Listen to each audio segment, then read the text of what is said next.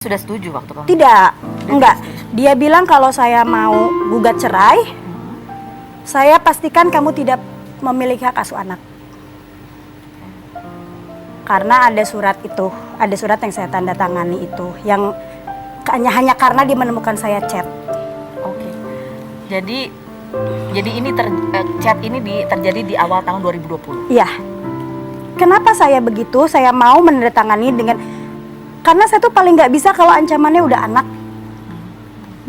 Dia bilang sama saya bahwa saya tidak akan bisa mendapatkan anak itu dari masalah saya itu kerja di entertain, tidak memiliki fixed salary, saya tidak punya properti milik pribadi.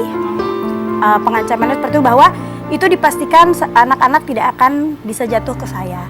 Dia mengizinkan saya gini, aku boleh, jadi kapasitas kamu di sini hanya kunjungan sama anak kamu. Aku akan mengizinkan kalau kita bercerai, anak-anak bersama saya, kamu 1 minggu sekali boleh datang ke rumah, tapi hanya datang, tidak boleh menginap.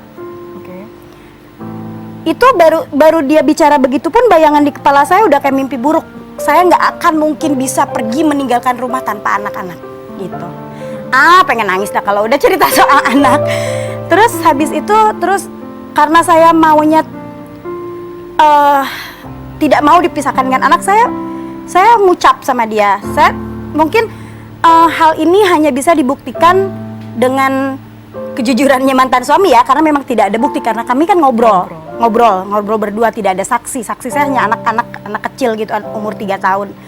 Jadi saya bilang sama dia kalau gini, udahlah kalau memang saya harus menjalani sisa hidup saya dengan pernikahan saya yang seperti ini, nggak apa-apa. Yang penting jangan pernah pisahkan saya dengan anak-anak. Saya bilang begitu sama dia. Oke. Kita masih akan bahas lagi. Sekarang dengan dia menandatangani perjanjian itu, hak asuh anak sekarang jatuh ke tangan siapa? Hak asuh. Dan apakah tidak ada yang memberitahu? Rumah dibeli dalam pernikahan kan? Semua yang kita miliki itu semua didapatkan dari pernikahan. Dan kamu dapat bagian apa dari gonogini?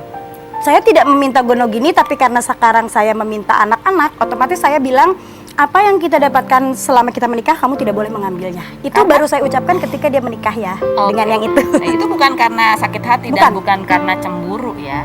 Dan ancaman bahwa kamu kalau minta cerai tidak akan dapat properti, itu adalah hal yang sering sekali terjadi begitu, pengancaman terhadap perempuan. Kita